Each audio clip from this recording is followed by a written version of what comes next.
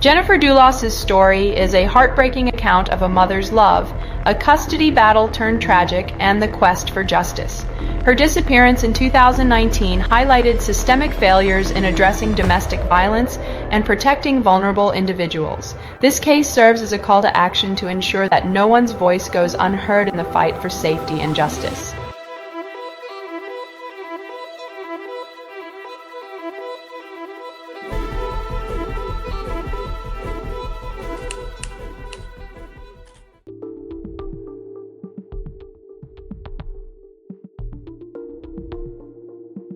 Jennifer Dulos, born September 27, 1968, was a 50-year-old mother of 5 living in New Canaan, Connecticut.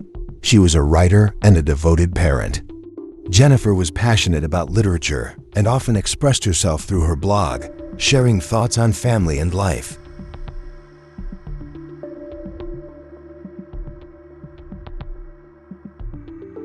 Jennifer married Fotis Dulos, a real estate developer, in 2004. Together, they built a seemingly perfect life with a beautiful home and 5 children. However, behind closed doors, their relationship was troubled, marked by financial stress and personal conflicts.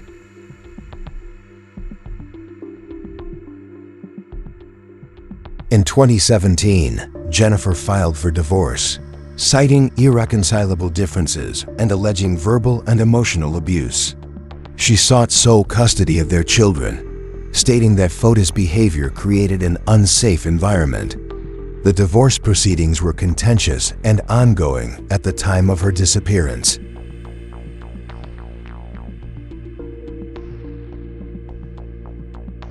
On May 24, 2019, Jennifer dropped her children off at school and returned home. It was the last time she was seen alive.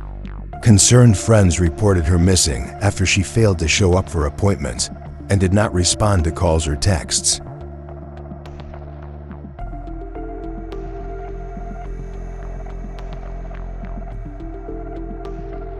Investigators found evidence suggesting that Jennifer had been the victim of a violent attack in her home. Bloodstains in the garage and other parts of the house indicated a struggle. Despite extensive searches, Jennifer's body has never been found.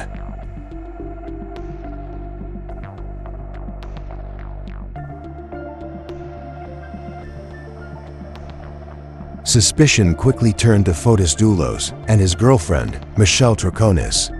Surveillance footage captured Fotis disposing of garbage bags at multiple locations, later revealed to contain items stained with Jennifer's blood. This evidence became central to the case against him.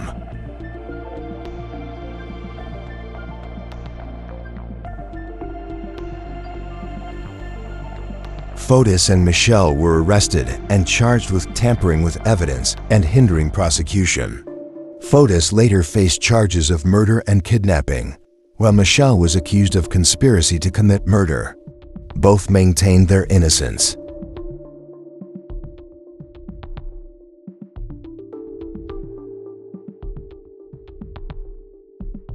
The case captivated national attention, highlighting issues of domestic violence, custody battles, and systemic failures in protecting victims.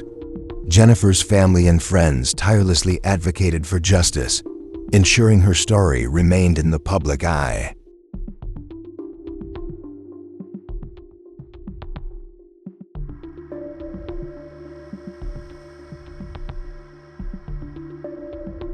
Despite exhaustive efforts by law enforcement and volunteers, Jennifer's remains were never located. Her disappearance left a void in the lives of her children and loved ones, who continue to honor her memory through advocacy and awareness.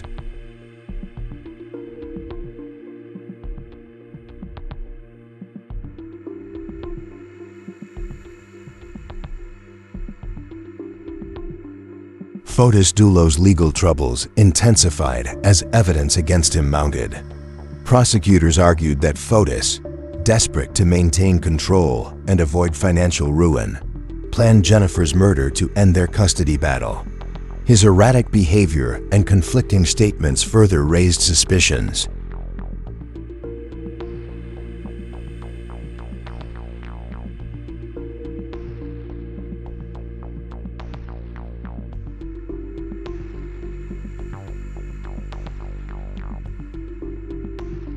Michelle Troconis' involvement was scrutinized, with prosecutors alleging she helped Fotis cover up the crime. Text messages and witness testimonies suggested she knew about the events surrounding Jennifer's disappearance. In January 2020, Fotis was arrested and charged with capital murder, felony murder, and kidnapping. Shortly after, he attempted to take his own life at his home. He passed away 2 days later, leaving many questions unanswered and the legal case unresolved. Michelle Troconis and Kent Mahwini, an attorney and friend of Fotis, faced charges related to the case. Both pleaded not guilty, and their legal proceedings continue to unfold. The lack of closure has been a source of frustration for Jennifer's family and supporters. The tragedy sparked conversations about the justice system's handling of domestic violence and custody disputes. Advocates called for reforms to better protect individuals like Jennifer, who voiced concerns about their safety but faced limited intervention. Jennifer's disappearance also shed light on the emotional toll of unresolved cases. Her children, now in the care of her family, have had to rebuild their lives without their mother. Their resilience serves as a testament to Jennifer's enduring love and influence. In her honor, friends and family launched initiatives to raise awareness about domestic violence and support victims. Jennifer's story has inspired countless individuals to speak out, seek help, and push for systemic change. Despite the absence of a body, Jennifer's case remains active. Law enforcement continues to pursue leads, determined to provide her family with answers and a sense of justice. The case is a reminder of the importance of vigilance and support for those facing domestic challenges. Jennifer Dulos' legacy is one of resilience, love, and advocacy. While her absence is deeply felt, her story continues to inspire efforts to protect others from similar tragedies. Her memory lives on through the actions of those committed to creating a safer, more compassionate world.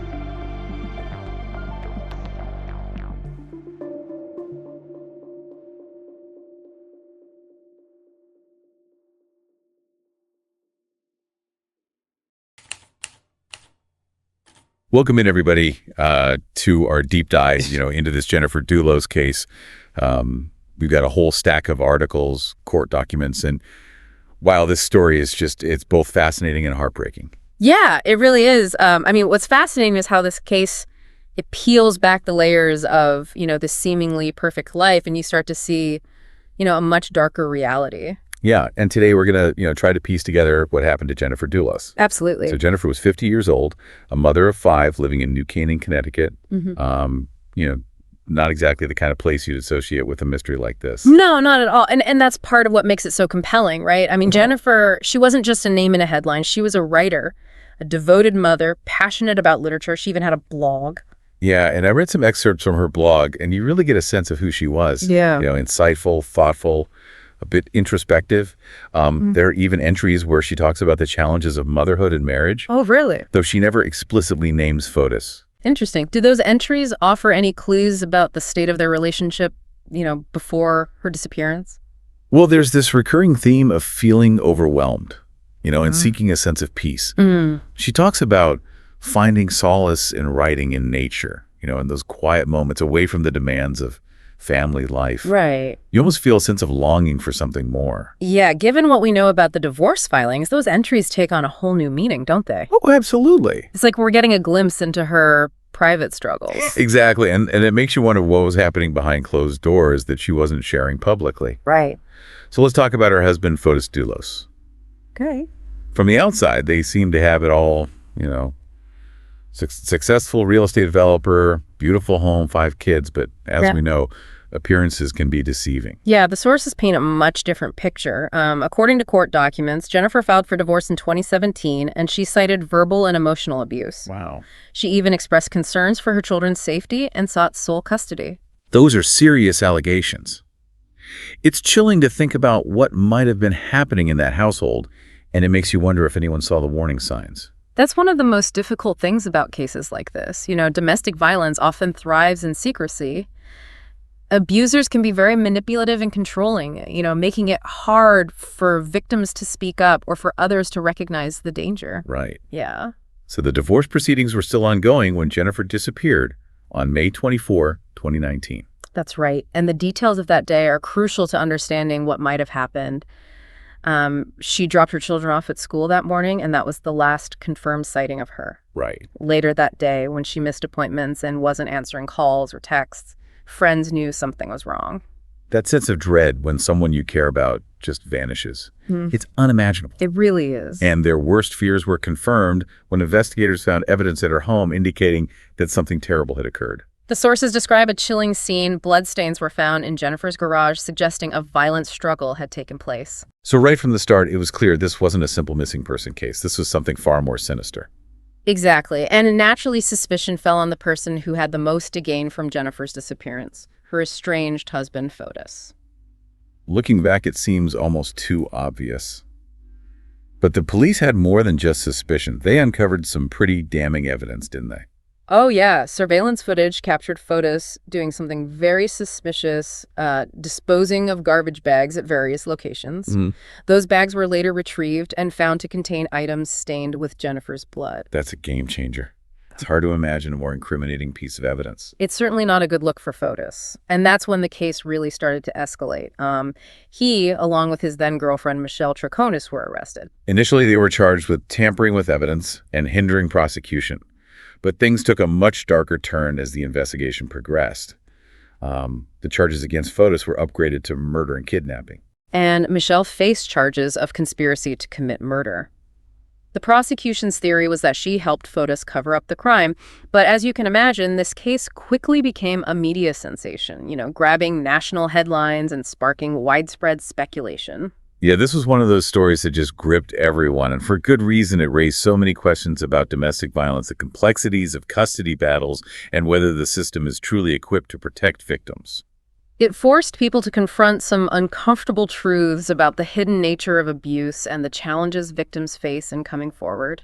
Jennifer's family and friends became incredibly vocal advocates demanding justice and keeping her story alive. They refused to let her be forgotten. Their courage and determination were truly remarkable. It's hard to fathom the strength it must have taken to navigate such a public and painful ordeal. Absolutely. And their efforts helped shed light on an issue that often remains shrouded in silence. So with Fotis, now the prime suspect, the prosecution started building their case, alleging that he planned Jennifer's murder to gain control in the divorce and avoid financial ruin. That's right. And Fotis's behavior became increasingly erratic, further fueling suspicions.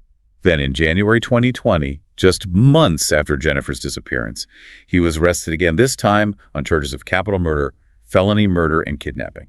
The walls were closing in, and shortly after that arrest, Fotis attempted suicide at his home. It was a shocking turn of events that left everyone reeling. Tragically, Fotis died 2 days later, leaving behind a tangled web of unanswered questions. So the case against him died with him, but the search for answers didn't end there.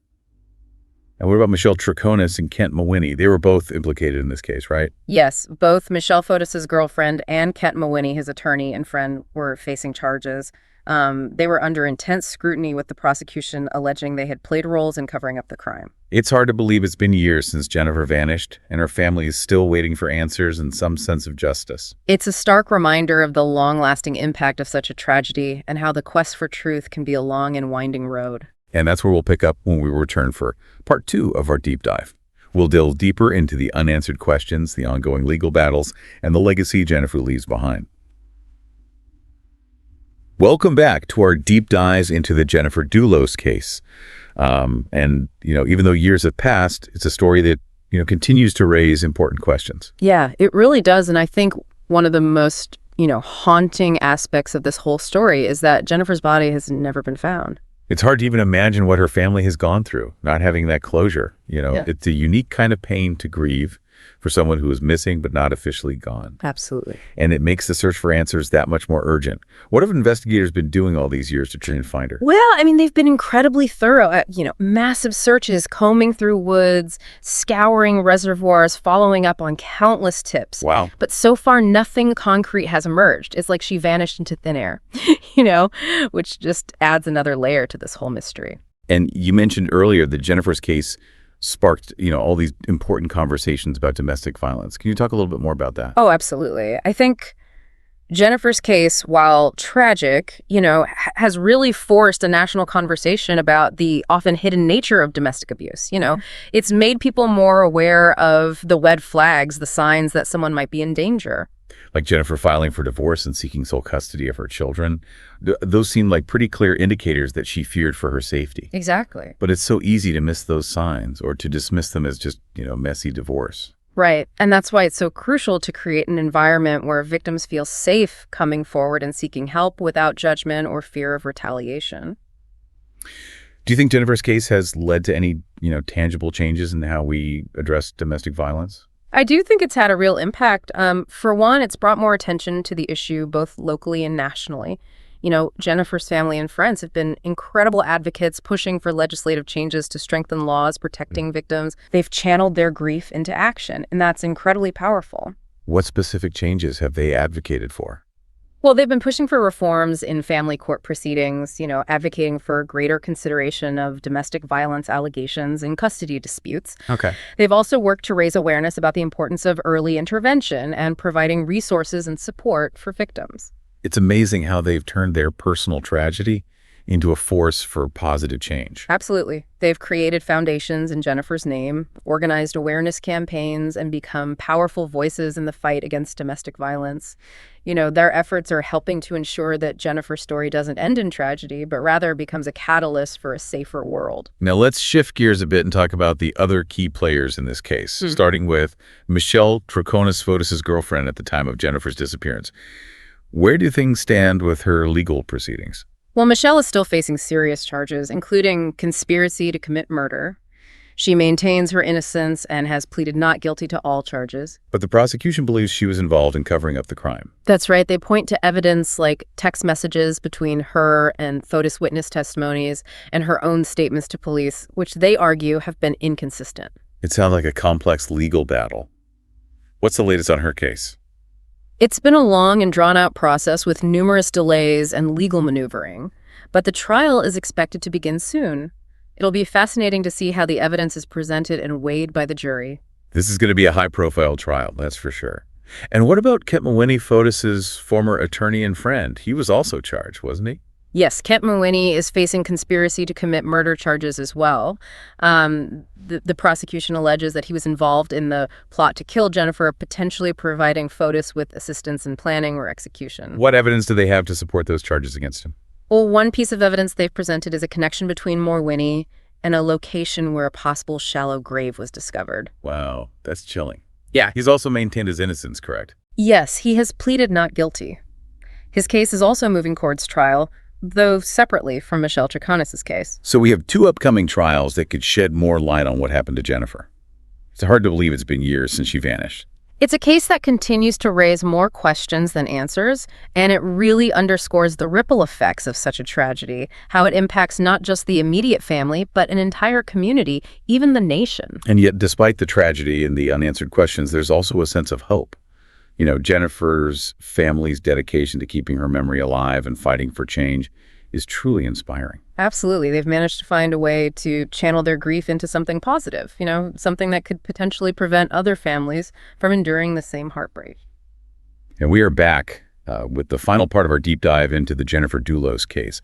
A story that's really stayed with us, and I imagine it's had a similar impact on you as well. It's certainly a case that lingers in your mind. What really strikes me is how Jennifer's story has, transcended that typical true crime narrative. It's become a symbol of a much larger issue, the often hidden dangers of domestic violence. Yeah, you're right. It's a reminder that these situations, they can happen anywhere to anyone. Yeah. Behind closed doors in seemingly perfect families. Absolutely. It makes you think about the red flags that we might miss in our own lives or, the people we know who might be struggling in silence. Right. early intervention is so crucial, wouldn't you say? Absolutely. I think we need to create an environment where victims feel safe.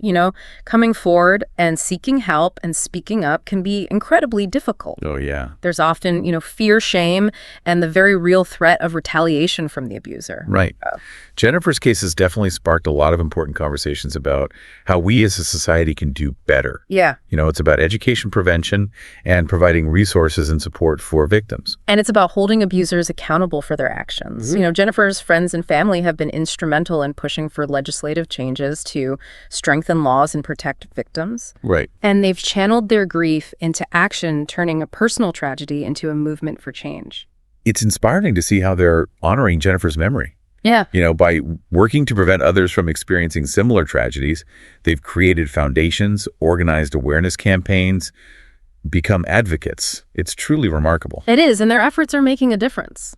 Jennifer's case has resonated with people across the country, sparked a national conversation about domestic violence and led to tangible changes in some areas. But amidst all of this, there's still that haunting fact that Jennifer's body has never been found. The search continues, though, right? It does. Law enforcement remains committed to finding answers. They've followed up on countless leads, conducted extensive searches, and they haven't given up hope. Right. And it's that glimmer of hope that keeps Jennifer's family and friends going, the belief that someday they might finally have that closure. Right. It's what makes this case so compelling, so heartbreaking. It's a story that's still unfolding, a puzzle with missing pieces. And while we may never have all the answers, Jennifer Dulos' legacy will live on. It will. She'll be remembered as a loving mother, a talented writer, and a symbol of the fight against domestic violence. Her story serves as a powerful reminder that we all have a responsibility to be aware, to be supportive, and to speak up for those who can't. Even one voice can make a difference. And by sharing Jennifer's story, we help ensure that her memory lives on and that her tragic fate might prevent others from suffering the same. Well, thank you for joining us on this deep dive into the Jennifer Dulos case. It's a story that has stayed with us, and we hope it's encouraged you to think more deeply about these important issues. And if you or someone you know is experiencing domestic violence, please reach out for help. There are resources available, and you don't have to go through this alone. Remember, Jennifer's story is a reminder that even in the darkest of times, hope and resilience can prevail. Until next time, stay curious and stay informed.